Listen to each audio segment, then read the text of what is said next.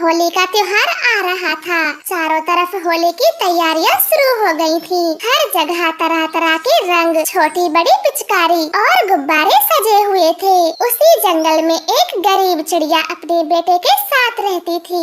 मम्मा, बाजार चलो, होली की शॉपिंग करके लाते हैं। कुकू बेटे, अभी तो होली के कई दिन हैं, अभी से क्यों बाजार जाना? मम्मा, कीकी, जग्गू, बुलबुला सब अपनी माँ के साथ बाजार गए हैं, तो मुझे भी जाना है। ठीक है कुकू, चलते हैं, मगर पिचकारी को संभाल के रखना, तोड़ ना देना। अगर तोड़ दिया तो दूसरी पिचकारी नहीं दिलाऊंगी। फिर मम्मा चिड़िया अपना बटुआ देखती है, उसमें एक 500 का नोट था। चलो, अच्छा हुआ जो मुझे कबूतर भाई के साथ काम मिल गया था। अब इन 500 रुपए से होली की सारी शॉपिंग कर लूंगी।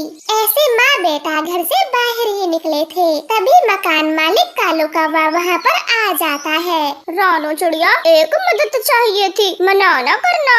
बोले कालू भैया, मैं गरीब आपकी क्या मदद कर सकती हूँ? मुझे तुरंत ही रुपए चाहिए, बहुत जरूरी काम करना है। लेकिन अभी तो मेरे पास बस 500 रुपए है और इनसे मैं होली का सामान खरीदने जा रही हूँ। कालू भैया, मैं नहीं दे पाऊंगी 500 रुपए। चिड़िया, एक तो हमारे घर में रहती हो, किराया भी नेट सेट देती हो, अगर मुझे उधार पैसे नहीं दिए तो घर से निकाल दूंगा। लेकिन कालू भैया, मेरा बेटा रो पड़ेगा, उसे होली का सामान खरीदना है। अरे, तुम अपने पैसे कल ले लेना, होली तो 2 दिन बाद है, आराम से सामान खरीद लेना। वो चिड़िया कालू कौवे को मना नहीं कर पाती, वो 500 का नोट उसे दे देती है। कालू कौवा तो पैसे लेकर वहाँ से चला जाता है। मम्मा, आपने कालू अंकल को पैसे क्यों दिए? अब मैं अपनी पिचकारी कहाँ से खरीदूंगा? कुकू बेटा, आप 2 दिन बाद होली का सामान खरीद लेना, कालू कौवा मकान मालिक है, मैं मना नहीं कर पाई। ऐसे मम्मा चिड़िया अपने बेटे को समझा देती है। 2 दिन बीत जाते हैं,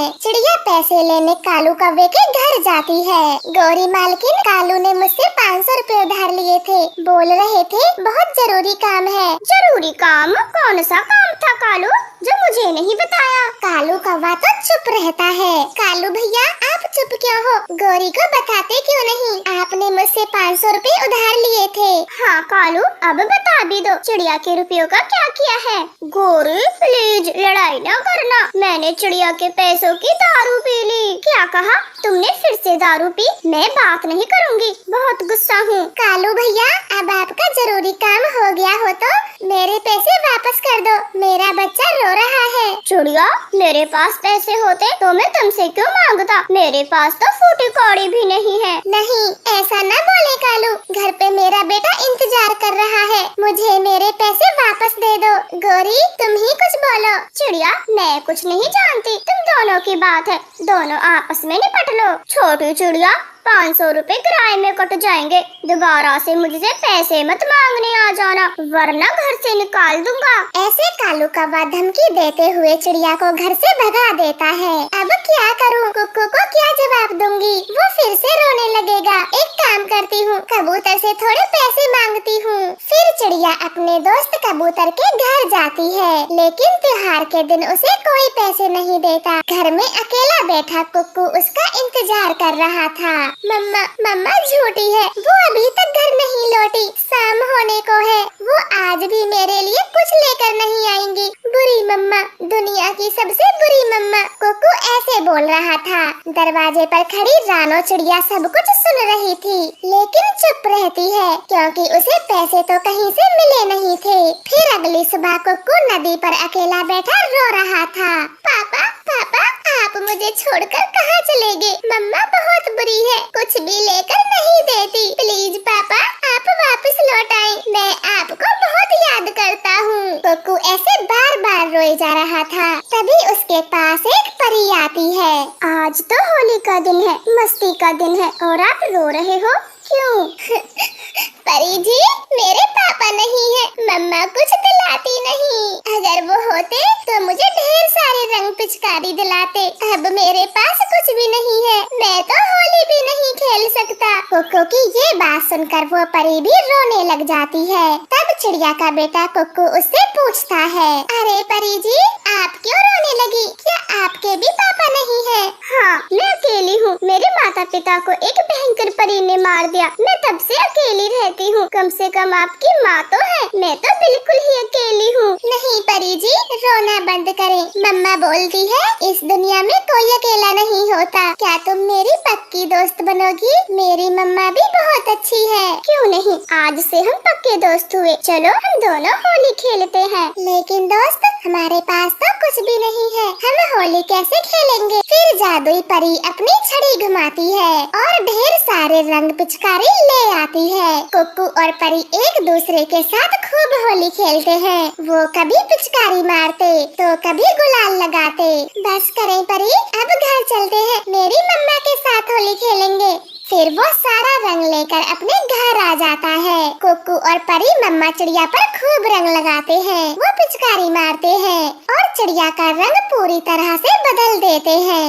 मम्मा, ये मेरी दोस्त है। इनका नाम डिम्पल परी है और ये सारा सामान मुझे परी ने ही दिया है। परी जी, आपका बहुत बहुत धन्यवाद जो मेरे गरीब बेटे की दोस्त बनी, उसके साथ होली खेली, वरना आज के दिन भी मेरा बेटा उदास ही रहता। चिड़िया रानी, मुझे आपके साथ होली खेलने में बहुत मजा आया। मैं अब हर साल अपने दोस्त के साथ होली खेलने आया करूँगी। इस तरह से वो तीनों खुशी खुशी होली खेल रहे थे। तभी बाहर से उन्हें गोरी के चिल्लाने की आवाज सुनाई देती है। कालू कौवा तो गोरी को बुरी तरह से पीट रहा था। बचाओ चिड़िया, मुझे बचाओ। इस नशेड़ी गंजेड़ी पति से मुझे बचाओ। ये मुझे सुबह से मार रहा है। कालू भैया रुक जाओ, गोरी को मत मारो, आज होली है। सब पक्षी तमाशा देख रहे हैं, कुछ तो सहन करो। कुक्कू दोस्त, ये काला कौवा अपनी पत्नी को क्यों मार रहा है? दोस्त परी, ये हर रोज ऐसा ही करता है। पहले बाहर से दारू पी कर आता है और फिर गोरी आंटी को मारता है। किसी की नहीं सुनता। परी को तो कालू कौवे पर बहुत गुस्सा आता है। वो अपने जादुई डंडे से कालू कौवे की खूब पिटाई करती है। और ये डंडा हवा में कैसे उड़ रहा है? बुरे पक्षी, अभी तो ये डंडा तुझे मार भी लगाएगा, बस तू देखता जा। डंडा कालू कौवे को जोर जोर से पीटना शुरू करता है। मारो इसे, खूब मारो, छोड़ना मत परी से। गोरी, अब कभी नहीं मारूंगा, मुझे इस डंडे से बचा लो। मैं शराब भी पीना बंद कर दूंगा। कालू रोता चीखता है। फिर परी कुछ देर बाद कालू को पीटना बंद कर देती है। कालू पंख जोड़कर परी से माफी मांगता है। काले कौवे, अब फिर से कभी भी अपनी पत्नी को ना मारना। फिर गोरी कौवे भी परी को खूब रंग लगाती है। वो सब मिलकर होली का त्योहार मनाते हैं। आपका धन्यवाद।